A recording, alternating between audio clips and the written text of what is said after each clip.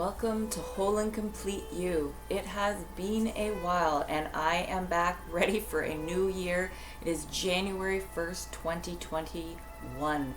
A brand new start, brand new opportunity to start things anew. So here I am ready to help you and to get you motivated to have your best year yet. So when we think of New Year's, we often think of New Year's resolutions. And I'm a little bit touchy on that subject because I feel like New Year's resolution is a lot of pressure. There's a lot of letdown. People make their New Year's resolutions and then, usually by March, maybe March. I mean, sometimes it's only February and they've already fallen off the wagon. So immediately the first thing that you feel is failure. And I feel like that's the last thing that a New Year's resolution should be forcing upon you, is to set yourself up for disappointment or failure. You should always be feeling good about yourself regardless of what's going on in your life. So I like to use a different term when I talk about entering into a new year, and I feel like it's something that isn't just say for January 1st each year. It's something that we should be continually doing to grow and develop as souls, as humans, while we're here. That is part of how we move forward, how we get to bigger places as we set goals. So when I think of a goal, I think of the big picture. So goals to me are larger things. And when we think of large things, it becomes very overwhelming. It feels hard when you think of a goal. A goal seems something big. It seems like something that you have to work and stretch so far to get over to. So the other word I like to use is intention setting. So when I think of intention setting, that means to me the little daily steps, the little things that you do each day to get to those big goals. So when you set a goal, it isn't just about, I'm going to earn $1 million. There are things that you need to do to shape your life and turn your life into matching that goal and becoming the vibrational frequency that's going to allow that into your experience. So I think today what I really wanted to talk about is the intention setting, and that kind of being in place of your New Year's resolution. And once you set all those things, then you can get out of the way and allow the things to happen. So intention setting can be things working towards your big goal. And a big goal doesn't have to be something like earning $1 million. It could be something, maybe some of the goals that you want to make for this year is, finding new love. Maybe you want to learn to accept yourself. Maybe you want to practice more self-care. Maybe you want to sell your home. Maybe you want to buy a home. Maybe your goal is to get a new pet or whatever it may be. It doesn't have to be something super large. It could be just turning your life in a different direction, shifting it. So how we get to that is we start with that intention setting. So when you wake up in the morning, you have opportunity to set intentions, and it only takes seconds to do that. So let's say you roll out of bed and you set an intention. Today, I'm going to have a good day. I'm going to wake up, I'm going to get a shower, I'm going to get ready, I'm going to, do all my morning routine, whatever it is that you have set out for yourself, and I'm intending to have a good day today. When you set the intention, you're more likely to succeed at that. And that is helping you go towards one of your big goals.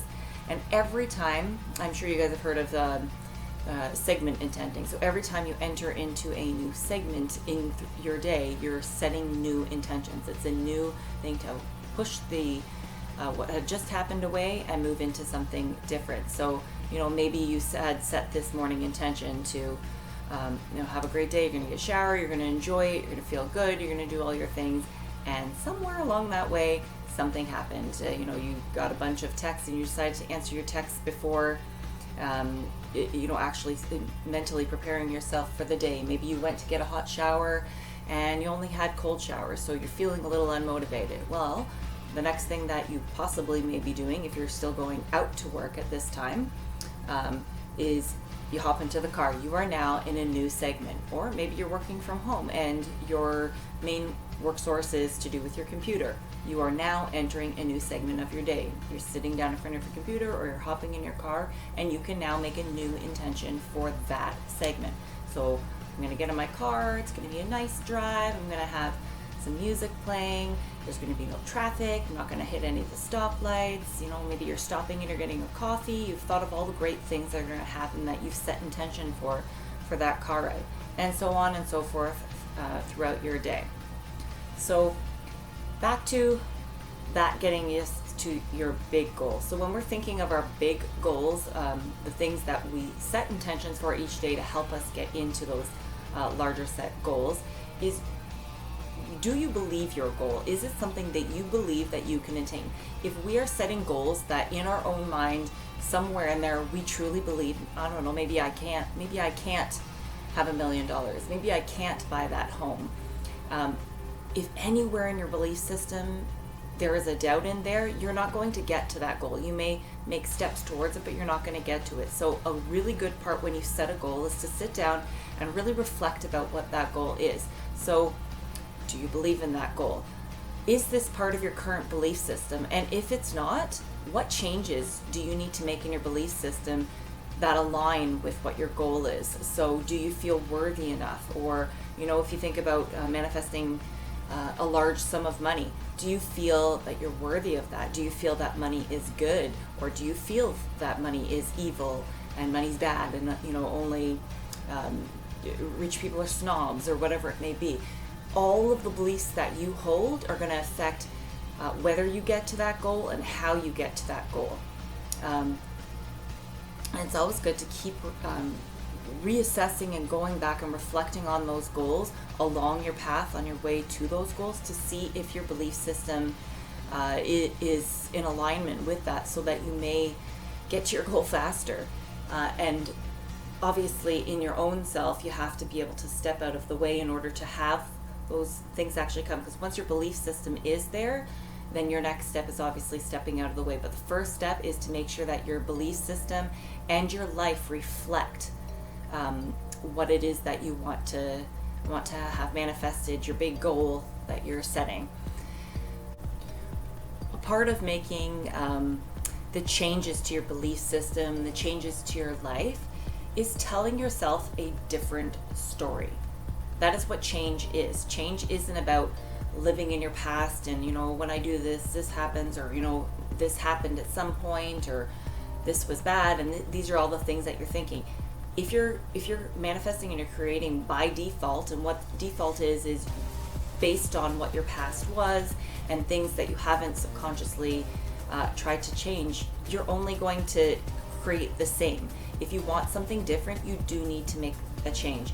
So a big part of the change, along with your belief system, is telling yourself a different story. So if you've had some difficult things in your past, stop telling yourself that story. You've got to move forward and start telling yourself a new story about what you do want. Don't sit there and reflect upon the bad things that have happened. You can take a moment to look at it, to observe it, to appreciate it, to feel it, to thank it for why it's been there. But then you need to pass that story to the past, to the side, and say, what is my new story? What do I want that's new for my life? If you have patterns, old habits that keep patterns going in your life, this is exactly why you want to make that change. That change has to happen with changing your beliefs and changing your story. A neat thing that you could try out for 2021 is I call it the jar idea. So last year, my children and I, we got jars. So we had jars. This one says, I don't know if you can see, but it says Mummy's 2021 highlights. So last year, obviously, this jar said Mummy's 2020 highlights. And each of my children had their own. So, and then we had like a family one. So our last name and then the 2020 highlights. So part of our New Year's Eve night of events, we were sitting inside where nobody's allowed to go out and do things, so we get creative about the stuff we were doing. But one of the things we were really looking forward to from last year was opening up these jars. So what we did is we sat and we opened them up. Everybody got to have their own jar. We picked our little papers. So I'll show you what we did in a second. And then we reflected, we read each thing. We had written what it was that we either had accomplished or seemed very significant in our life or brought us joy. joy and fun is why we're here, right? So why not reflect on those things? And then we read it aloud. It brought us lots of memories and a time to reflect on things. So what we did after is we actually reflected on each thing. And then even for myself after, as the adult, I sat and I said, okay, so what did I learn this year? I did all these things. And this year was a very different year because at the beginning of the year, obviously it started out, I was doing a lot of things, and there was a lot of things happening, and then we had the pandemic hit, and I kind of just hit a plateau. I kind of froze in my tracks, and there was not a lot of moving forward for me. There was a lot of healing that was happening during that time. That was very important, but I didn't feel like I propelled forward the way I wanted to. So when I sat down and I reflected, I said, okay, so you know what? I'm okay with this. It is what it is. Everything's okay as it is. It doesn't matter whether you were super successful in that year in your own eyes, or whether it was a year of learning and healing and growing, or some type of growth that moved you forward. It doesn't have to look a certain way. It's whatever it is. So anyways, my point of saying all of that was to kind of give you the idea that I think this is something that is really helpful when you put a whole year together. You can really see how you've grown. So basically we took the jars, and then every time we've done something, whether we put it in our own or we put it in the family one, we wrote it on a piece of paper, we would fold it up, and then we put it in. So we were able to take them out to see what it is. Anyone can do it. It could be whether you have a family, whether you're single, whether you're a couple, whether you're a teenager, whatever it may be. It's a great way to reflect at the end of the year, and to sit and look back on good things as well. Good things help you move forward, to say, I did this really well. I'm going to end it there. I'm super excited to announce all the extra things that are going to be happening with Whole and Complete You this year. And I think this is going to be a really, really great year of growth for everyone on the planet. I think it's going to involve a lot of awakening around the universe, and I think that I can help inspire, and I'm super excited to be part of everyone's journey about their new awakening, whatever it is that they're planning on having growth in this year. And to end my videos for 2021, I'm trying something a little different. So I'm going to give you a little Whole and Complete You tidbit at the end of each video, and my purpose of this is to help you become your greatest version. So today's has to do with anyone who suffers from a lot of heartburn. So heartburn, generally from the Western medicine side, and doctors often will say it's to do with high acidity. You could take a lot of heartburn medications and stuff. It's very, very rare for you to actually have high acidity causing heartburn. So generally speaking, most of the time it's actually because you have too little acid production. I'm not a doctor, and I'm not claiming to be. You obviously need to work with your doctor, work with your naturopath, whoever you are. There are ways that you can find that out. I'd love to, if you message me or email me, I'd love to be able to share some of those things with you. I've done a lot of research on this kind of stuff, plus I've had this in my own experience, and I think it's time that a lot of people consider that maybe it isn't too much acid production, maybe it's too little. So one of my big passions is natural remedies, and it's something that I spend a lot of time researching, experimenting myself, experimenting with friends and family.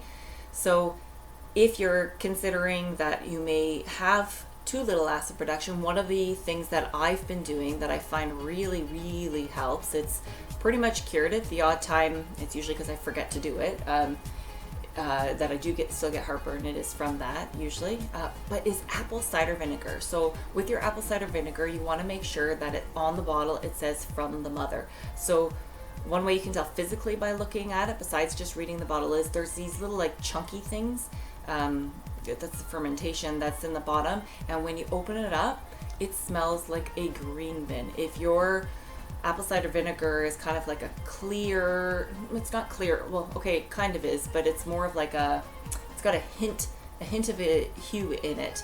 that looks more like typical vinegar. It should look almost a little bit chunky, cloudy kind of in it. That's definitely the way to know that you're choosing the right thing. I promise you the smell and a little bit of the taste is worth the effort of curing your heartburn. So what you do with it is you take about a teaspoon of the apple cider vinegar into about a half of a cup of water, and you take it 15 minutes before meals. So hopefully you're having your 3 meals a day. So I do it before breakfast, before lunch, and before dinner.